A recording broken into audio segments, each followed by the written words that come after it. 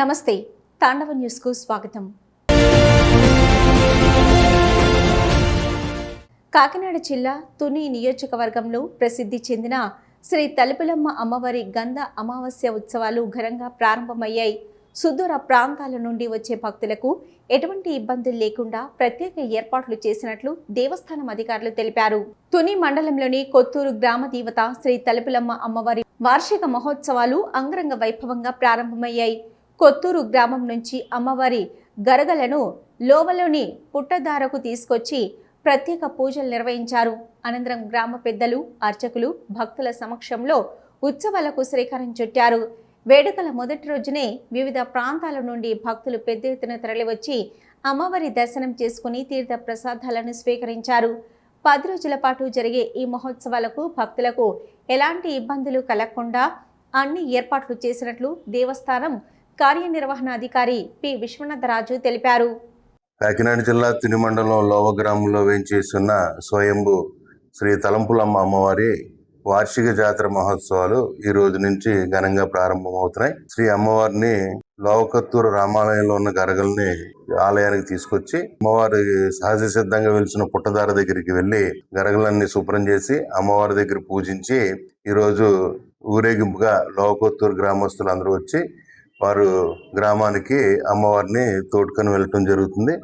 అలాగే ఇక్కడి నుంచి బయలుదేరి లోవకొత్తూరులో గల పూరుగుడిసెలో అమ్మవారిని పెట్టి 13 రోజుల పాటు అమ్మవారు గ్రామంలో సంచరించడం జరుగుతుంది.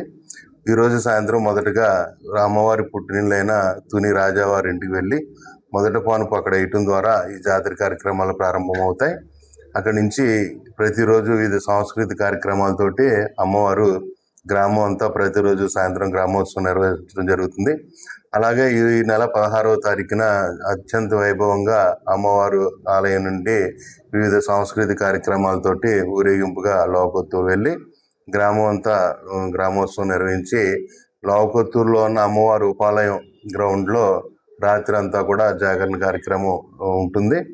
ఆ సందర్భంగా వివిధ స్టేజ్ ప్రోగ్రాంలు కూడా ఏర్పాటు చేయడం జరిగింది. అలాగే 17వ తారీఖున అమ్మవారి తీర్థం. ఆ రోజు గ్రామస్తులందరూ కూడా ఉపాలయంలో గల అమ్మవారిని దర్శించుకుని అమ్మవారికి నివేదనలు ఇవ్వడం జరుగుతుంది.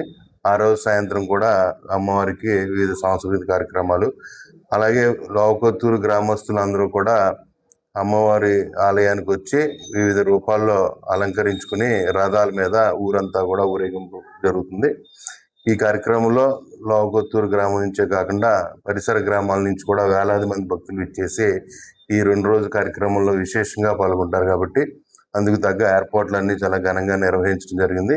ఈ కార్యక్రమాలన్నీ కూడా లోవకొత్తూరు గ్రామ ప్రజల సమక్షంలో ఆ గ్రామ పెద్దలు అందరూ కలిపి కూర్చుని ఈ కార్యక్రమాలు రూపకల్పన చేసి నిర్వహించడం ఇక్కడ ఆనవాయితీగా జరుగుతుంది.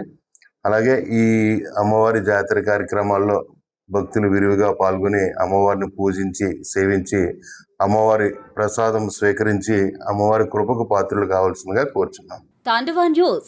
For more updates, like, share and subscribe.